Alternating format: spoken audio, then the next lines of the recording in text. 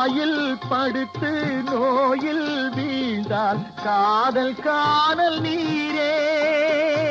இது மேடு பள்ளம் தேடும் உள்ளம் போகும் ஞானத்தேரே.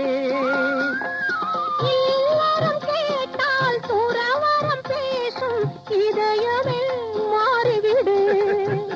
நான் வாழ்ந்து பார்த்து சாய்ந்த தென்னை உன்னை நீ மாற்றிவிடு.